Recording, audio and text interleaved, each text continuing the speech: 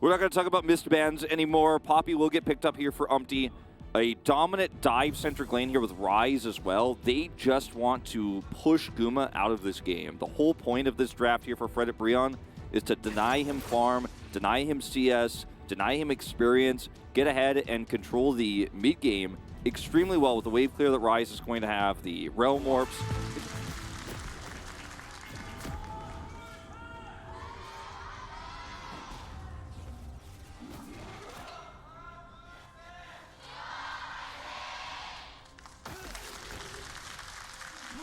And off we go onto the Rift. I just want to say I love the energy from both the global fans and also the Korean fans for supporting Fredit Brion. There was a sign in the audience before we switched over to the game that was just like, let's have a positive mind. You know, let's go into this positively.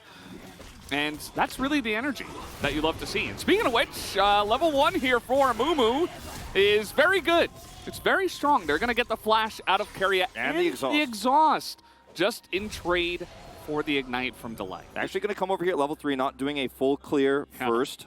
Now, T1 are extremely ready for this, right? They have a ward on the Raptors. They have a ward right here. So they know that Umpty is going to want to play this kind of style. It is no secret. Owner is right here, clearing from top to bottom, as you should. And Fredit Brion, they're not going to overcommit. They actually do clear this ward out, and they're just going to say, let's go ahead and try to steal a blue. You know, piece by piece, little by little. As the smite could come in here, and it will actually be stolen, as Umpty not able to get that smite down. Still pulling Owner here early on in the game, and he paths well, defends his blue buff. Lava staying outside of vision, as Xinjiao should be around. There he is. Delight goes in first. A lot of damage comes out, and first blood goes to T1. 0 follow-up from Fredit Brion. The timing and the communication just not there. And this is exactly what I was talking about. The early game can be so strong for T1 if Guma gets a kill. Okay, we're just going back in. Keria's getting pretty low. That should be a kill on the top Kench, and there it is. Renzek comes in, and a flash out of Owner is forced as well. There's not a lot of vision here, as actually that will miss. And Umpty's only level 4, as, just going to steadfast presence and get out of there. That is one thing that Poppy can do, but we're looking for a fight here, as Lava is going to be forced to flash. Faker also rooted down. They want to go for this fight here, 4v4, but Lava's being isolated on the left side. He gets so low, and he gets out, though, as the trade goes on to Guma. Umpty is so low as well, but he's totally fine. And look at the Kalista. Henna's just jumping around here, stunned into the wall. Another kill goes the way of Fredit Brion, as Faker gets a bit close to the sun, but he is Azir and has flash still, as Umpty somehow still level 4. Sometimes you can just 100-0 somebody if they make a mistake, if they step out of line. As I'm Owner is here this time. A Mega Gnar, though. Looks like they're waiting as the Mega Gnar is popped here, but they don't seem to care as the red buff comes in, and the Needles, maybe one more will come in. As Owner flies in from miles away. Shirley has taken rank 1 over Shelly, and it looks like Fredit Brion very slow to actually move into this one. Still looks like they do not want to fight over it. They want to get mid-priority, but T1 are going to get this very fast. Let's see if they they are going to move in, as Zeus is leading the charge here, and a bit of damage onto that turret, but in comes the Moonlight Vigil. Delight just has to get Fates called back. Zeus does take a bunch of damage here in the front, as Owner now goes in. Crescent Guard just to try to zone them away and retake control of the mid lane. Zeus backing right now isn't here, so with the next wave, perhaps with the wave clear that Fredit Brion have, they might just be able to force this one down. As Morgan stepped up a bit close as Faker flashes in. Umpty is here. He's trying to get in position, gonna knock the Xinjiao into the wall, as Umpty will save his friend's life here. And they do have the Rift Herald, which is going to pull somebody down to deal with Zeus as they're trying to get on top of Faker, who is isolated in the mid lane, does not have flash, and he gets taken down. That's half of your damage gone now, and basically all of your engaged. Faker has teleport, but he's not up for 30 here, and that Drake spawns in 5. You won't have Emperor's Divide. Now, they're going to try to push this bottom lane, but this Drake is way more significant here. But look at Fredit Brion controlling the choke point now. The flank is coming through here from Zeus. This should be Fredit Brion's Drake. There should not be a question about it, as Guma is going to back away. The teleport is coming in, as Realm Warp as well flashes away from T1. The Crescent Guard, as Owner has to flash too. Keep in mind that whole point was taken. Keria back here with Zeus. They want to try to turn this as the teleport from T1 is coming in. The Curse of the Sad Mummy is going to catch two of them. Zeus is standing alone, 1v5 essentially, eventually gets devoured. As T1 are just kiting this out for ages. So much damage on this Azir. Doesn't have ult yet. Yeah, he does stack up so many of those soldiers. As now Moonlight Vigil comes out, forces some flashes, lots of low health bars as T1. The Forever Kite might just work as the Gore Drinker's big, but Henna might be bigger, but the exhaust is huge. They are going to take down that Kalista, and it does look like T1 will eventually cash out here. As Faker just going to run it out, avoid all of that Rise damage, and T1 get a bunch of kills on the backside of the fight. I do feel like we're back to where we were, though, before the Drake in a lot of ways, because now Frederick Brion... It's kind of been a little bit of a sad Gnar in this one, but he's going to get away. Okay, Baron group up here for T1, but you do not have the control to be starting this one. They will be seen and pushed away. Yeah, they're kind of leaving Guma and Owner out to dry. I mean, this is in Pelios with no flash, and Keria just gets out of there. He's like, nope, see you guys later. He's going to use his Devour onto Zeus, who gets incredibly low. Faker tries to make a play, but I mean, he's getting pretty low on that back line, and nobody's dying here on the side of Frederick Brion. Look at the health bars. It doesn't matter, as 4 members of T1 go down.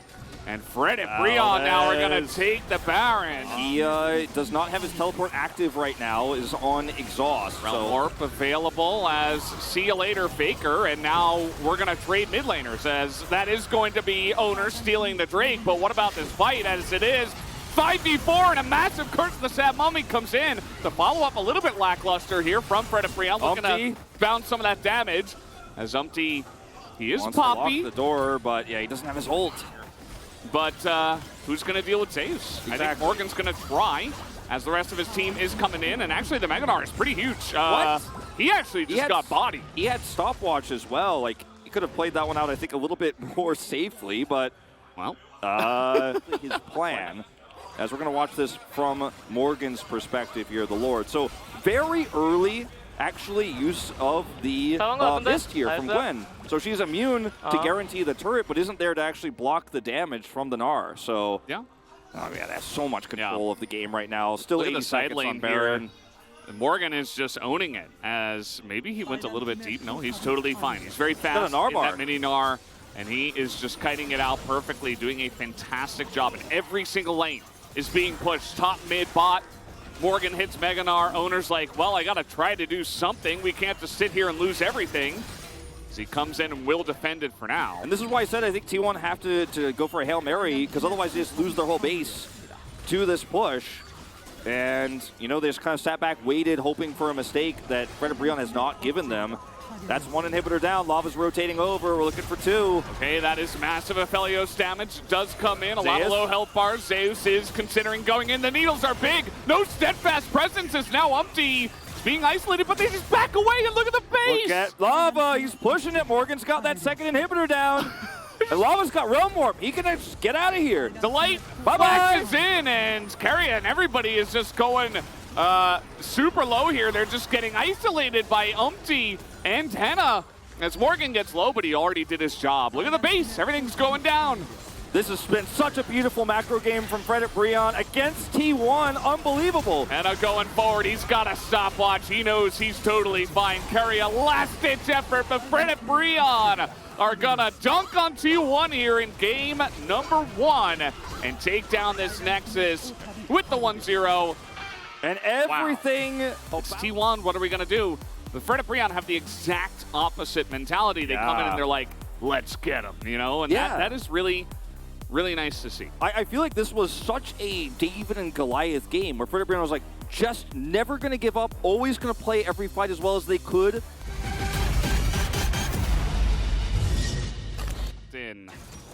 And immediately we get Rakan here for Delight. I think the Rakan pick is, you know, they're waiting for support last because they're like, okay, what are you going to pick to control bottom side? Do we want a defensive option here? Do we want a more aggressive option? Rakan kind of does somewhat of both, but If they had not picked Nautilus and had picked something like a Trundle, then something like Nautilus becomes insanely strong for Delight because he can, of course, stop that push in its tracks with his root.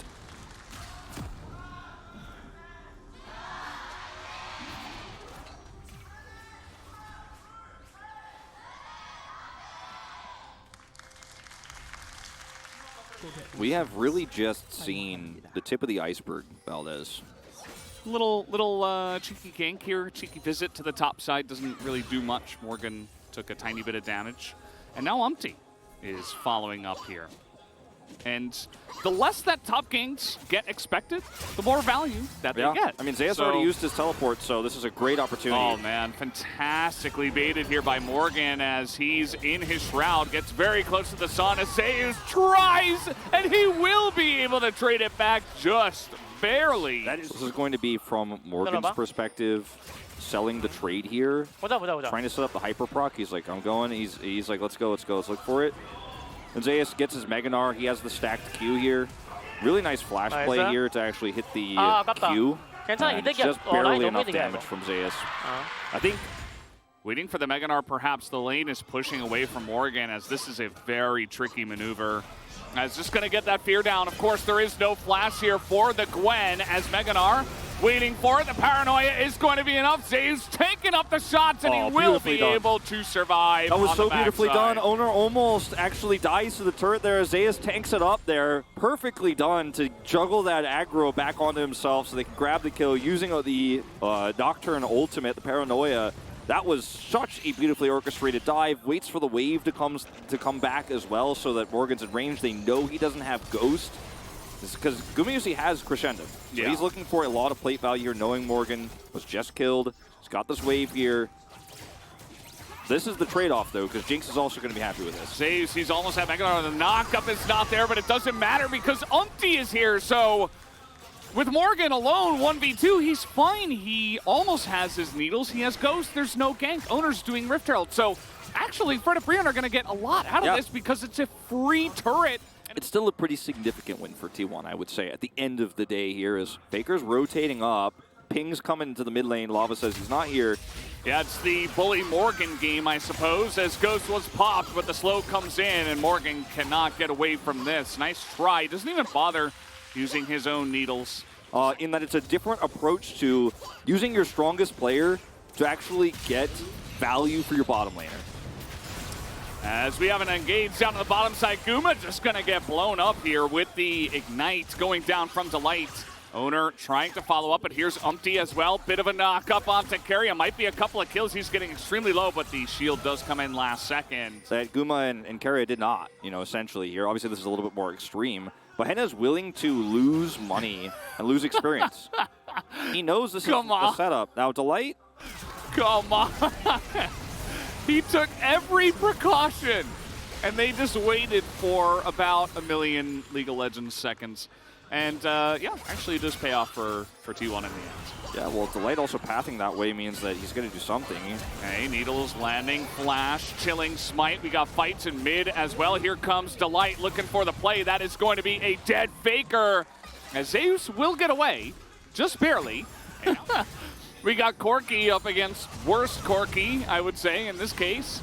Faker's missiles not necessarily doing as much as Lava's at this point in time. Lava's build, still waiting for that as the engage comes in. They're going onto a Nautilus with stopwatch. That's not the play. The paranoia is forced, but now you're Poppy a little bit less tanky. You have a little bit less positioning as the package comes through. They engage onto this very hard as into the backline here goes this frontline for Owner, but look at Guma. He has so much of a frontline and he can do whatever they want because Fred and Brion went so deep with that package and forced this with the Corki Jinx. And now Umpty's going to try to give himself up, but this is just a clean ace for T1. Feels like we might be going to a game 3 here, Valdez. This is the fight that really breaks the back in a lot of ways. The Gnar, all of these engage and proactive champions that you have on the side of T1 get so much value. As speaking of engage, they get in the backline and Guma's gone. As down they go, it's actually Fred and Brion the ones that make the play happen, as now GA's gone on the Nocturne. T1 are fighting a 4v5, a massive Gnar ultimate comes in here. As we got frontliners sacrificing themselves, and Faker's gonna get 2, maybe make it 3 as he tries desperately to get it there at the end. Zeus not able to collapse onto Lava, who still has his GA. Let's see how the defense goes. Going to be a little bit more difficult here against this Baron buff. A lot of pushing from many different angles. Zeus gets Mega Gnar again here for just a moment. And yeah, I think you got to keep your Jinx on one side and your Corki on the other, because that's where a lot of your wave clear will come in. As Fredipri on the side, they want to fight instead. As in the back line, here comes Owner. They're trying to peel for Henna, but they just cannot, as the fear seems to last forever. As Morgan is getting a lot of front-to-back damage done here. Lava's still alive, but it is a couple of guys taken down here on the side of Fredipri. T1 up 10,000 gold and looking to end this game here. Can they do it against the Corki? That's 1 minion. Turret shots too. Oh man, Lava just barely going to survive there on the backside of that one. Yeah, he's got his GA, but he doesn't want to lose control. Morgan, very, very low, has to go into the stopwatch. He is going to survive just barely, but Delight has to give his life up for it, and I think it's just enough damage. We are going to have a game number 3, as T1 just barely going to pick up this victory against Fredipri. Not as dominant as I think T1 would have liked, but a win is a win. They buy themselves a 3rd game.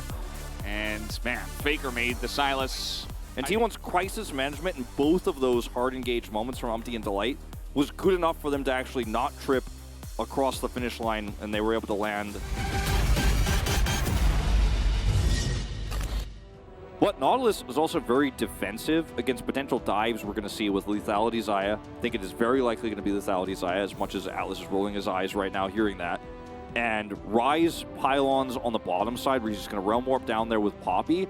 Nautilus can root people under turret, try to trade back. Makes it very difficult to dive. He's got...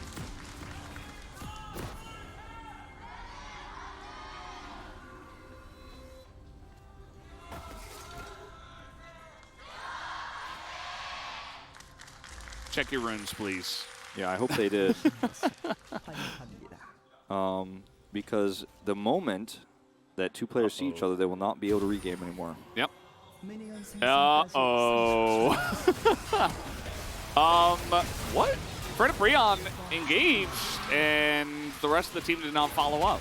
So Umpty went in and had to flash away, and then they just gave first blood. A relevant role for Lee Sin, I guess. Yeah. And just exclude that one rogue game, as Umpty is, I believe, seen for just a moment, but Zeus isn't reacting quickly. Yeah, Zeus didn't see him. He was on vision, but I don't think Zeus saw him, so he has to flash. That's huge here, and it's at the sacrifice, of course, of the bottom side control that Dumuzi and Keria are going to have here. Lava trying to hold this wave in a nice spot. Oh, no. Morgan lulled into a false sense of security, and Owner will collect the free kill.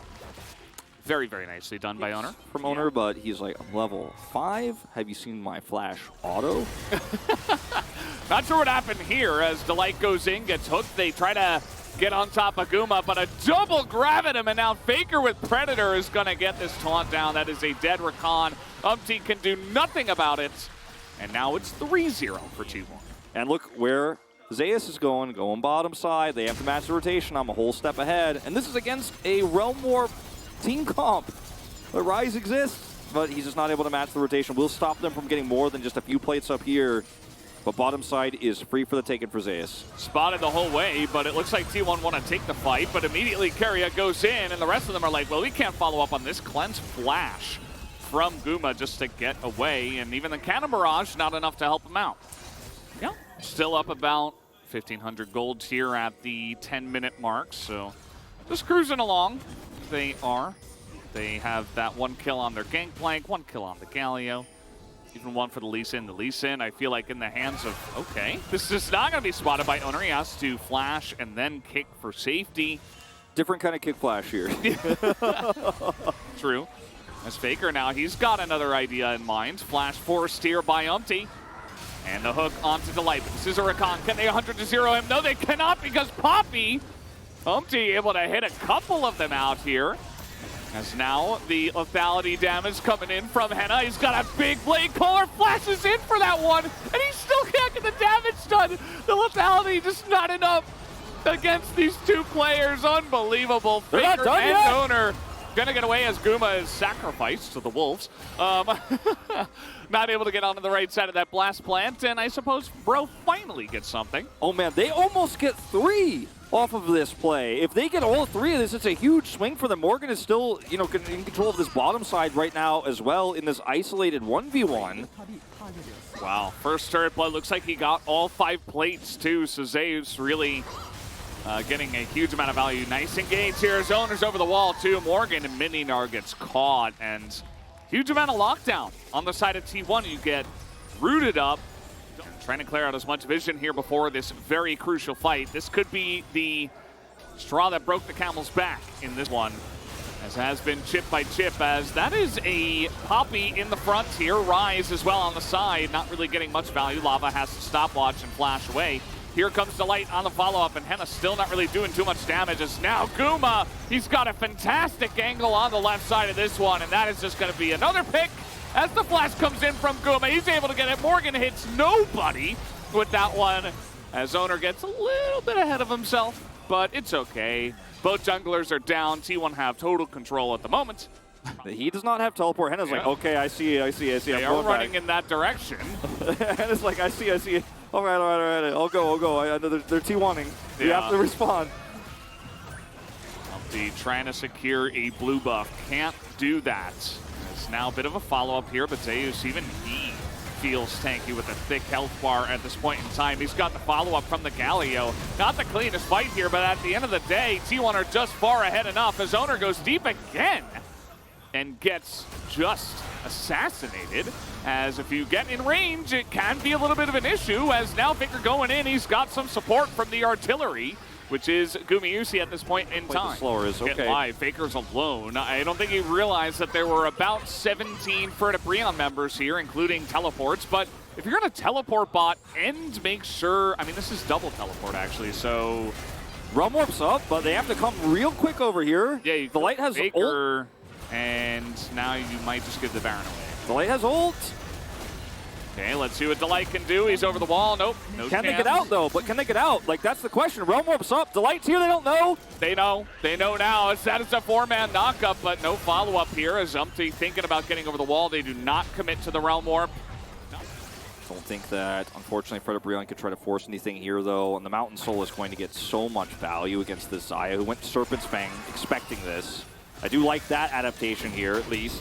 Steadfast Presence used, and so Faker just gonna flash on top of this one. He knows he's got the backup in terms of damage now, so that is a dead Poppy. With the Baron looking to push and get as much as possible. If there's no soul here, maybe this goes better, but it's Galio, he's very tanky, he has his Zonius, he has an Everfrost. As a result, T1 just kind of stomping right now. There's not much else to say, as they're gonna look for a second Baron. Choke points controlled. Doing a good job of denying vision here. You see that Delight is, you know, in terms of tankiness, Umpty and Delight, they kind of have to be the ones that move forward as Owner looking for the assassination here, as Delight kind of just going in there. He's got some allies around the kind of barrage used, and they will push Fred Brion back.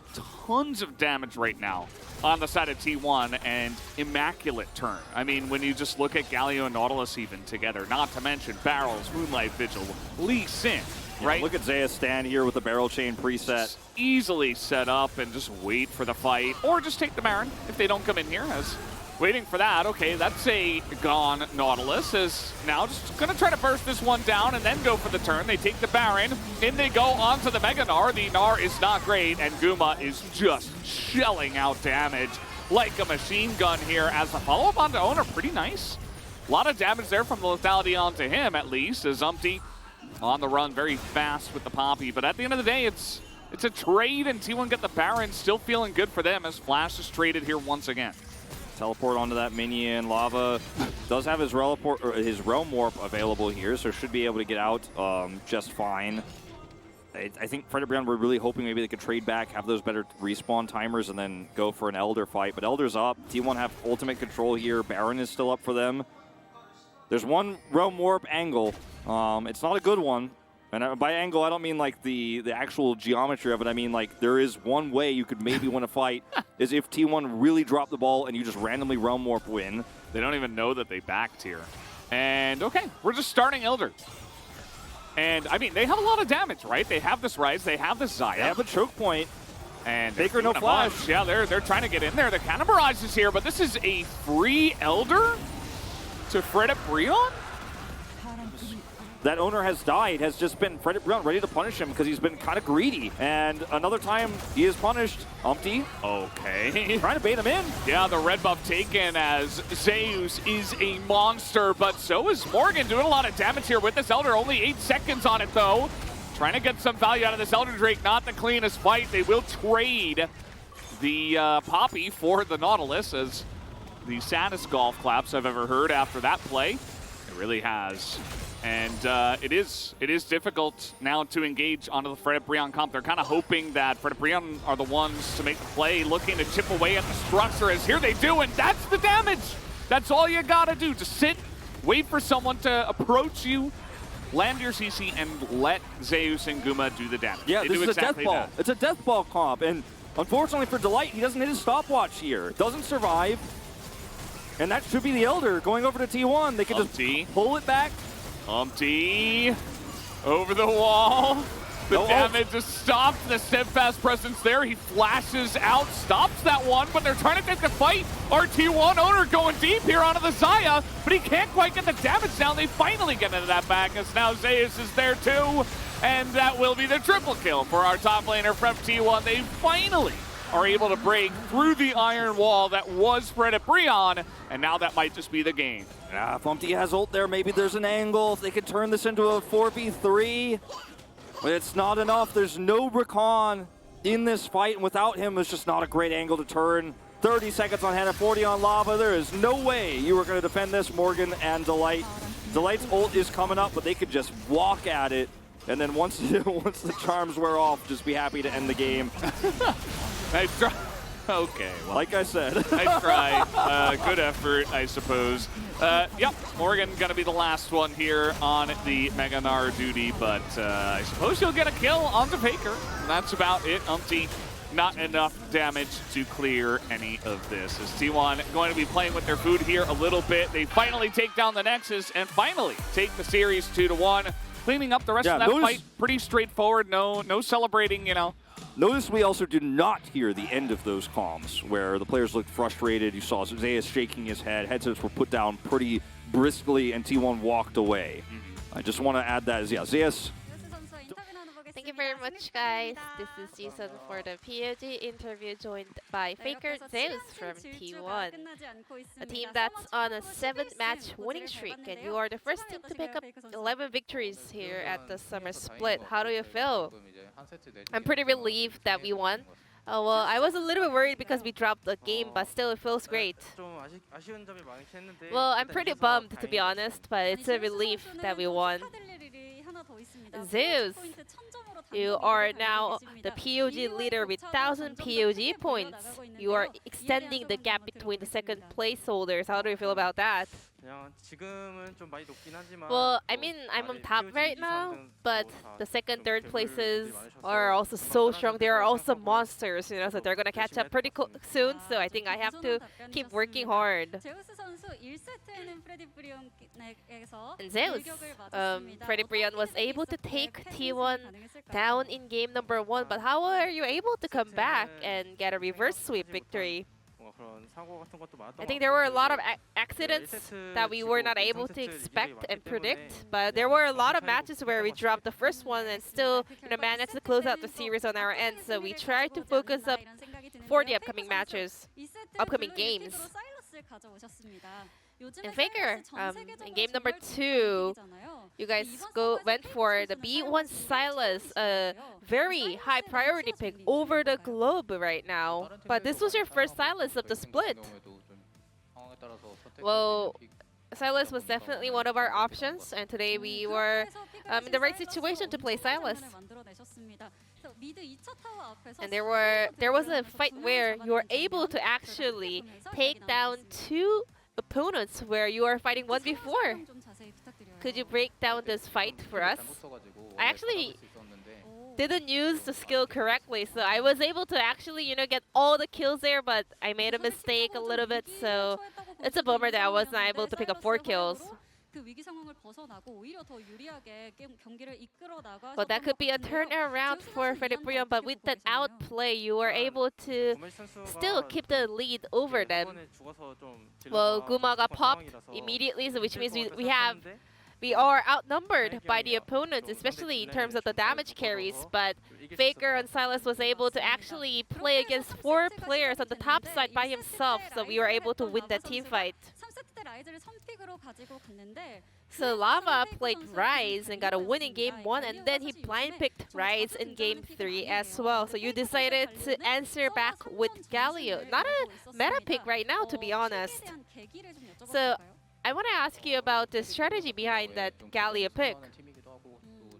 Freddy does like to fight a lot, so we wanted to kind of catch up and match with their kind of tempo. So we went for that Galio. And the synergy between Galio and GP was so on point as well. Zeus, what was that about?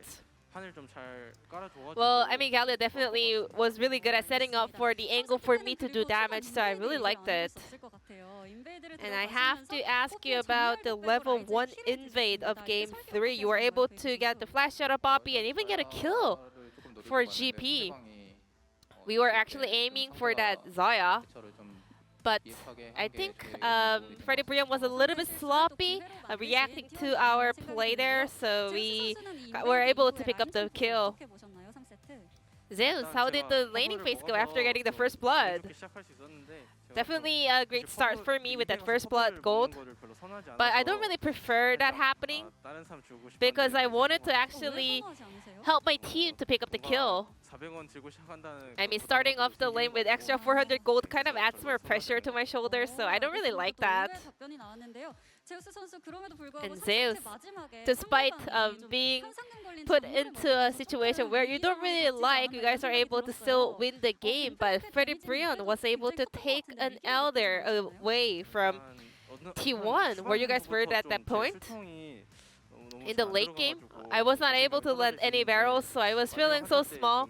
I was losing my confidence, but my teammates were doing a great job in the late team fight. You know, they just went in, and then I was just like getting kills with autos and Qs. Somehow we won.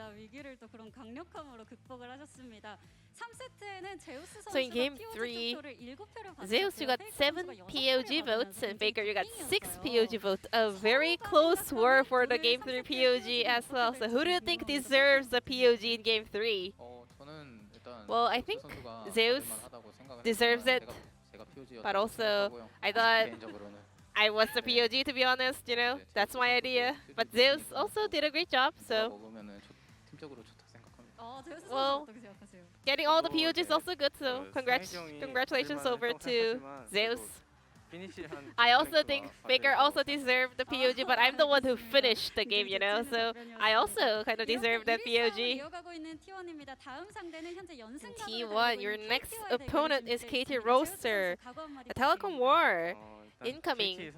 What are your thoughts about that? I think KT is having a great momentum at the moment, so I think we really have to do better in that series, and also Rascal is so powerful, so I think we really have to perform well. Faker, any message for the fans?